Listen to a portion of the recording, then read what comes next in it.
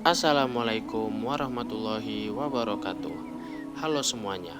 Saya Ahmad Nazrulil Lafkar dengan NIM 241110212. Pada kesempatan kali ini dalam rangka memenuhi tugas ujian akhir semester Sejarah Peradaban Islam, saya akan mengajak teman-teman menelusuri sebuah perjalanan sejarah yang luar biasa, yaitu sistem pendidikan Islam yang cemerlang di bawah naungan Kekaisaran Turki Utsmani.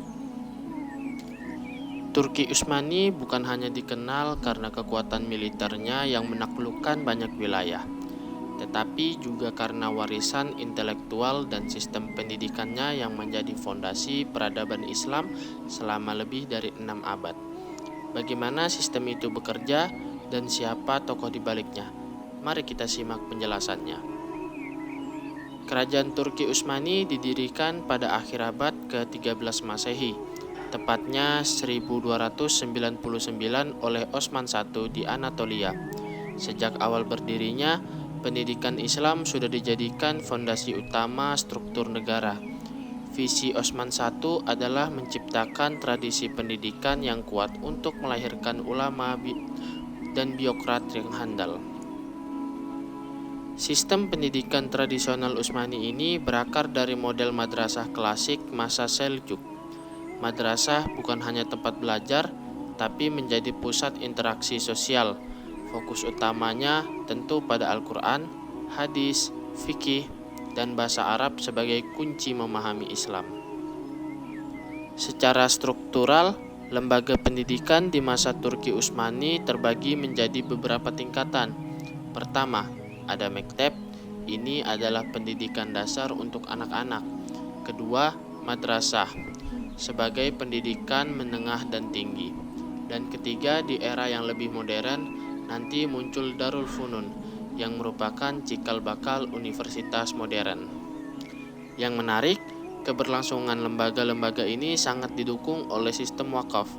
Wakaf memastikan sekolah-sekolah ini memiliki dana mandiri dan operasionalnya tetap berjalan lancar tanpa terlalu tergantung pada kas negara secara langsung. Lalu, siapa yang mengajar? Para guru madrasah ini disebut sebagai dersiam. Mereka bukan sembarang orang, mereka harus lulus ujian komprehensif dan memiliki ijazah dari guru senior. Peran mereka tidak hanya mentransfer ilmu, tapi juga membimbing spiritual para murid. Puncak kejayaan pendidikan Utsmani terjadi pada masa Sultan Sulaiman the Magnificent atau Sultan Sulaiman Al-Qanuni. Beliau menjadikan pendidikan sebagai alat strategis penguatan kekaisaran. Salah satu peninggalan terbesarnya adalah Madrasah Sulaimani. Di sini, kurikulum diperkaya. Tidak hanya belajar ilmu agama seperti fikih dan tafsir, tetapi juga dimasukkan ilmu-ilmu rasional atau akliyah, seperti kedokteran, matematika, dan astronomi. Integrasi ilmu ini melahirkan tokoh-tokoh hebat. Sebut saja Piri Reis, seorang laksamana dan ahli kartografi yang petanya mendunia.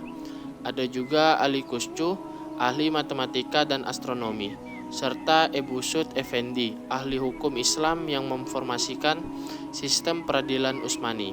Namun, zaman terus berubah. Memasuki abad ke-19, Sultan Mahmud II menyadari bahwa untuk bertahan, Turki Utsmani harus beradaptasi. Beliau menjadi pelopor reformasi pendidikan dengan mengirim pelajar ke Eropa dan mendirikan sekolah-sekolah militer serta teknik dengan kurikulum barat. Era ini dikenal sebagai era Tanzimat. Di sini terjadi integrasi ilmu pengetahuan sains modern dengan nilai-nilai Islam, serta berdirinya Darul Funun atau universitas sebagai simbol modernitas pendidikan.